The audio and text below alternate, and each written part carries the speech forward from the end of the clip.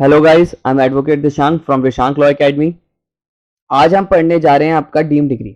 Deem degree पढ़ने से पहले हमें एक चीज समझनी है इसमें कि डीम डिग्री आपका जो डेफिनेशन है डिग्री की 2 सब क्लॉज 2 में जो डेफिनेशन क्लॉज है वहां पर कहाँ दे रखा है। अगर आप कहीं पर भी देखेंगे तो यहाँ डीम डिग्री नहीं लिखा हुआ, ठीक है। यहाँ पर बस एक deemed, it shall be deemed लिखा हुआ है, ठीक है, इट शैल बी डीम्ड। तो यहाँ डीम डिग्री का कोई जिक्र नहीं है। यहाँ पर सिर्फ अगर देखा जाए तो यहाँ पर सिर्फ 2 डिग्रियों की बात करी गई है, एक प्रिलिमिनरी डिग्री और फाइनल डिग्री। बट ये फिर डीम डिग्री क्या है? देखिए, जब भी डीम डिग्री की बात आती है तो यहाँ पर डीम्ड की अगर कहीं वर्ड आता है, ठीक है, तो वहां पर ये होता है कि लीगल फ्रिक्शन क्रिएट करा जाता है, यानी कि लीगली आपका फ्रिक्शन क्रिएट करा जाता है, मतलब स्टैट्यूटरी फ्रिक्शन क्रिएट करा जाता है। मतलब यानी कि अगर एक लाइन में बोले, यानी कि उसका कानून में उसका कोई जिक्र नहीं है। जैसे यहाँ डीम डिग्री की बात करें तो डीम डिग्री यहाँ पर आपको कहीं नहीं मिलेगी, ठीक है, इस डेफिनेशन में कहीं नहीं मिलेगी, पर इसका रेलिवेंट है, उसका रेलिवेंसी है, क्योंकि यहाँ पे दिख रहा है उसके एविडेंसेस उसके यहाँ दिख रहे हैं। तो यानी कि मैं आपको एक चीज बताऊं कि डीम्ड कहीं पर भी आएगा तो इट मींस यानी कि आपका स्टैट्यूटरी में नहीं दे रखा, पर उसका अगर क्रक्स निकालेंगे, उस बात का क्रक्स निकालेंगे तो उसका मतलब वही होता है, ठीक है। तो एक बार पढ़ते हैं क्या लिखा है। डीम डिग्री का मतलब होता है एडजुडिकेशन। एडजुडिकेशन मतलब आपका निर्णय, निर्णय किसका? ए और बी के झगड़े के बीच में जो भी निर्णय था, ठीक है। Of a court which does not formally fall under the definition of degree as stated in section 2 sub clause 2। यानी कि आपका डीम जो डीम डिग्री है वो आपका इसमें नहीं है, but there is a legal friction. Legal friction जहां पर भी आएगा तो इट मींस यानी कि आपका उस कानून में बात नहीं लिख रखी, पर उसका क्रक्स निकालेंगे, उसका कंक्लूड करके निकालेंगे तो वो चीज मतलब निकल के आएगी। As are deem to be degree therefore called as deem degree, इसलिए उसे डीम डिग्री कहा जाता है। The term deem is generally used to create statutory friction for the purpose of extending the meaning which does not expressly cover under the CPC। यानी कि देखिए, हमने वही बात कही थी कि सीपीसी में कोई डीम डिग्री नहीं है, पर चीज मानी जाएगी डीम डिग्री क्या है। अब देखते हैं डीम डिग्री किन किन चीजों में आती है। डीम डिग्री आपका इन में आती है, जिसमें से मोस्ट इंपॉर्टेंट है रिजेक्शन ऑफ प्लेंट।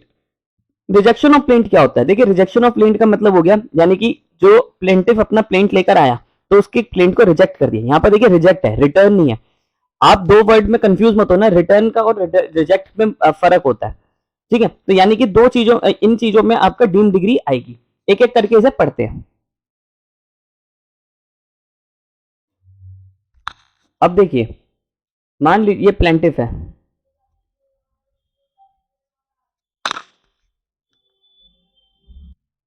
देखिए जैसे ये प्लेंटिफ है, मैंने बताया था कि प्लेंटिफ अपना क्या लेकर जाता है? प्लेंट लेकर जाता है। यानी कि प्लेंटिफ अपने क्लेम लेके जाएगा कि भैया मुझे ये चीजें चाहिए, तो ये क्या उसका प्लेंट है, ठीक है, प्लेंटिफ का प्लेंट। अब ये प्लेंट लेकर जब गया तो ये इसका प्लेंट रिजेक्ट कर दिया कोर्ट ने, चाहे केस चल रहा था बीच में कर दिया, फ्रेमिंग ऑफ इश्यूज में कर दिया, तब भी कर दिया। तो ऑर्डर 7 रूल 11 में आप पढ़ेंगे तो ये रीजन है कि उसके प्लेंट में कोई कॉज ऑफ एक्शन नहीं था। कॉज ऑफ एक्शन का मतलब है यानी कि आपका मुद्दा क्या है क्या नहीं है, बंडल ऑफ फैक्ट्स क्या है, उसमें कोई दिक्कत है, ठीक है। अंडर वैल्यूड है, यानी कि रिलीफ आपने जो मांगी है वो आप अपने रिलीफ कुछ आपने कुछ एक्स्ट्रा ऑर्डिनरी मान ली, अंडर वैल्यू मतलब आपने उसकी सही से नहीं, स्टैम्प पेपर सही से नहीं लगाए। यानी कि देखिए, आपको पता है ना, जैसे कोर्ट फीस देनी पड़ती है, कोर्ट फीस आपका स्टेट गवर्नमेंट डिसाइड करती है। जैसे कि मान लीजिए ये घर मेरा सूट प्रॉपर्टी है, ए के ऊपर मुझे केस करना है, ए मेरा ब्रदर है, तो हम दोनों सूट करेंगे, केस करेंगे एक दूसरे के ऊपर। तो यहाँ पर क्या हम दोनों मैं क्या करूंगा, यहाँ पर कोर्ट फीस दूंगा, ठीक है। तो इस प्रॉपर्टी की वैल्यू के हिसाब से दूंगा, तो प्रॉपर्टी की वैल्यू के हिसाब से मान लीजिए 40,000 रुपए कोर्ट फीस बनती है, मैंने 20,000 रुपए दे रखे हैं बस। तो इस बेस पे भी मेरा कोर्ट केस प्लेंट रिजेक्ट कर देगी। देखिए, रिजेक्ट करेगी, रिटर्न नहीं करेगी। रिटर्न का मतलब है एक कोर्ट से दूसरी कोर्ट में भेज देगी, ठीक है, या जब वो कोर्ट कॉम्पिटेंट नहीं होती। यहाँ रिजेक्ट हो रहा है आपका सूट बार्ड बाय लॉ, यानी कि मान लीजिए जैसे रिकवरी का टाइम होता है, ए ने बी से पैसा लेना है, ठीक है, तो वो 3 साल के बीच में कभी भी पैसा ले सकता है, पर 3 साल का टाइम निकल गया, 4 साल हो गए, तो यानी कि उसका लिमिटेशन टाइम निकल चुका है। Where there is no file by duplicate copy, यानी कि डुप्लीकेट कॉपी फाइल नहीं करी प्लेंट की, तब where the plaintiff fail to comply, इस बेस पे तो बहुत कम ही होता है, where the plaintiff fail to comply with the provision of rule 9, provision of rule 9 के प्रोविजंस को नहीं मानता, एडमिटिंग नहीं करता, मतलब प्लेंट को आपका उस प्रोसेस में नहीं बताता जैसे वो है। यानी कि इस बेस पे अगर कोई भी आपका प्लेंट रिजेक्ट होता है तो उस पर जो डिग्री आती है, इस पर कोर्ट का जो फैसला आता है वो डीम डिग्री होता है, ठीक है। जैसे मान लिया अपने आपको जज एज्यूम करिए, आपके सामने प्लेंट आया, आप कहते हैं भाई साहब आपका प्लेंट तो कॉज ऑफ एक्शन ही नहीं एक्सप्रेस कर रहा ना, कोर्ट फीस आपने सही से भरी है ना, ये चीजें आपने मिली है, तो कोर्ट क्या करेगा? आपके प्लेंट को रिजेक्ट कर देगा।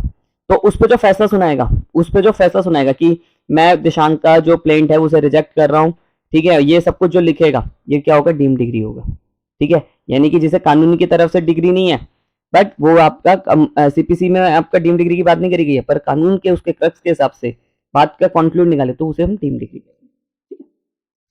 इफ द कोर्ट रिजेक्ट और द प्लेंट, अगर कोर्ट प्लेंट को रिजेक्ट कर दे in any previous mention, then the plaintiff can file है। अब इसमें क्या है कि प्लेंटिफ जो है वो दोबारा आपका केस फाइल कर सकता है सेम कॉज ऑफ एक्शन के ऊपर।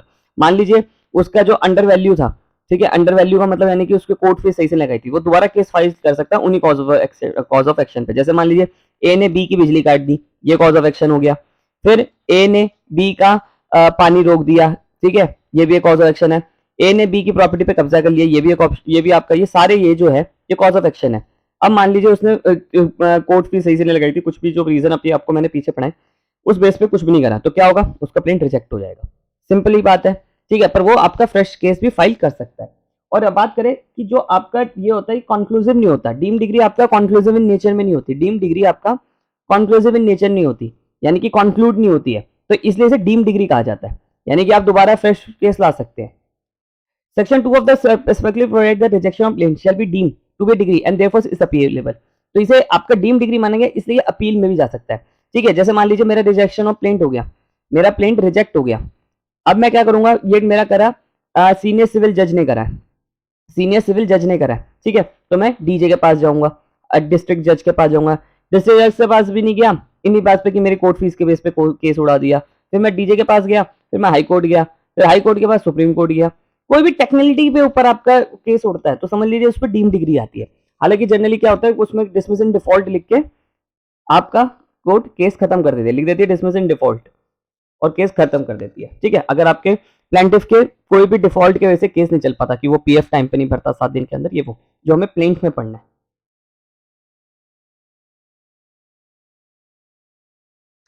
अब पढ़ते हैं हम सेकंड, जिसमें आपका डीम डिग्री आती है सेक्शन 144। सेक्शन 144 बात करता है restitution means restoring the things to proper owner. मान लीजिए ये ए है, ए के पास बी का सामान चला गया, अब बी का सामान ए के पास चला गया, अब ए जो है वो रिटर्न नहीं कर रहा बी को, वो कोर्ट जाता है, कोर्ट उसको ए जो है वो एप्लीकेशन लगाता है 144 की और कहता है मेरा सामान दिलवाया जाए। अब इस पर कोर्ट जो फैसला सुनाएगी उस पर क्या आएगा, डीम डिग्री आएगी। ठीक है, तो क्या बात करते हैं एक बार पढ़ते हैं। Deem restitution means an act of restoring, restoring मतलब दोबारा से दिलवाना, a thing to its proper owner, यानी कि प्रॉपर ओनर को दोबारा से उसकी चीज वापस दिलवाना। The determination of any question section 144 से रिलेटेड कोई भी आता है expressly include the definition degree under, यहाँ पर तो यूज करा गया, अगर आप पीछे डेफिनेशन देखें तो डिग्री की डेफिनेशन करें तो यहाँ पर सेक्शन 144 और आपका रिजेक्शन ऑफ प्लेंट को ही आपका बताया गया कि डीम डिग्री है। ठीक है, यहाँ पर तो इन्होंने दो चीजों को करा है, तो यहां पर ये कह रहा है कि आपका यूज करा हुआ है through such determination is neither made in a suit और नॉट इन ड्रॉट, क्योंकि ये सूट में नहीं है और आपको हमने बताया था कि डिग्री हमेशा सूट में आएगी। ठीक है, तो यहाँ क्या एप्लीकेशन लगाई है, तो उस पर कोई एप्लीकेशन पे कोई फैसला आया तो उसका भी आपका क्या है, डीम डिग्री मानी जाएगी, वो आपका डिग्री नहीं मान जाएगी।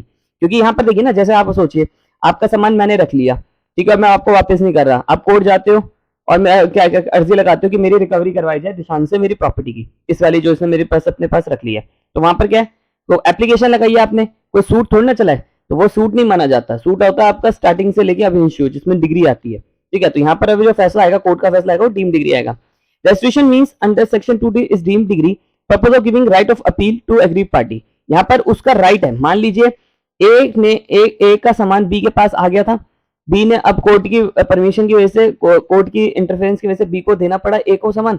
अब यहाँ पर बी जो है वो अपील भी कर सकता है हाई कोर्ट, ठीक है, हाई कोर्ट सुप्रीम कोर्ट भी अपील कर सकता है, मतलब जहां भी उसका अपील का राइट है।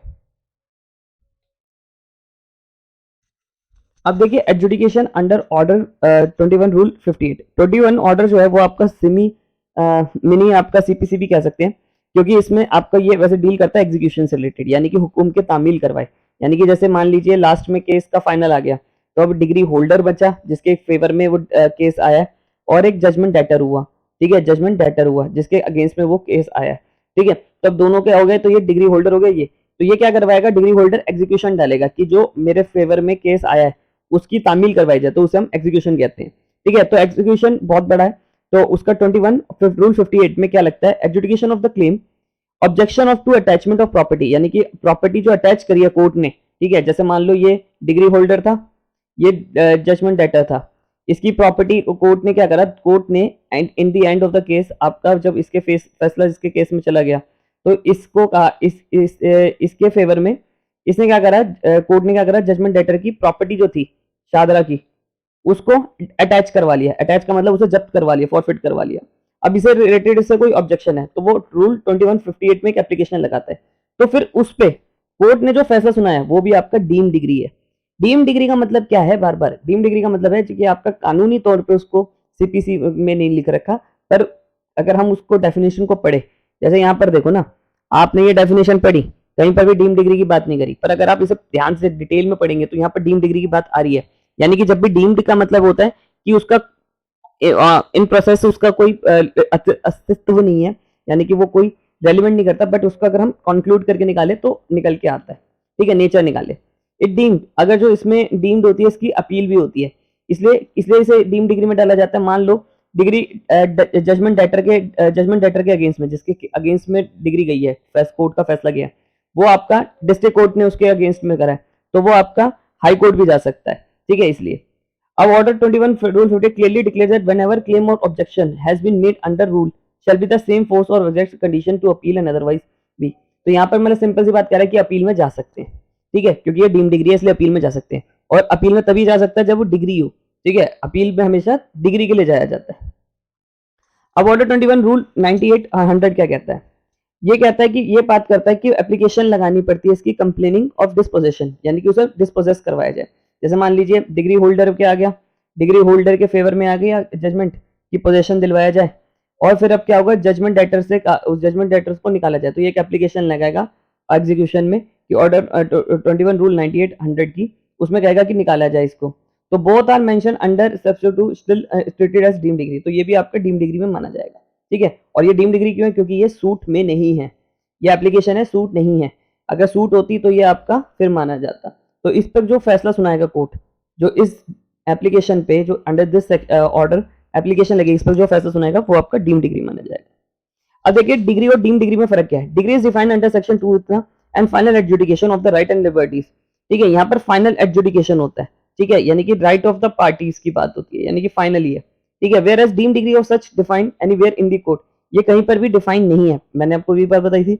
But there is a legal friction, पर लीगल फ्रिक्शन निकल कर आता है, यानी कि उसका क्रक्स से निकल के आ रहा है, पढ़ के निकल आ रही है बात। Any adjudication of the court fulfil essential condition of a section 22 code are degree, जो भी एसेंशियल कंडीशंस है वो आपका वो है कि वो एक सूट होना चाहिए, फाइनल एडजुडिकेशन होना चाहिए, राइट ऑफ द पार्टी, तो डिग्री है। Where as deem degree is one which through not fulfil essential features, उसमें सारे डिग्री के फीचर्स नहीं है। जैसे आपको एग्जांपल समझाता हूँ, जो डिग्री है वो आपका सूट में आती है, पर डीम डिग्री जो है वो आपका एक एप्लीकेशन पे भी आ सकती है, या डिसमिस इन डिफॉल्ट पे भी आ सकती है। तो वो चीज आपका डिग्री के जरूरी नहीं है कि डिग्री के जितने भी एसेंशियल्स थे वो आपका डीम डिग्री में भी हो, जरूरी ये चीज नहीं है। तो यही बात इसमें बस करिए। आई होप आपको मेरी वीडियो पसंद आई हो। अगर आपको मेरी वीडियो पसंद आई है तो चैनल को सब्सक्राइब करिए।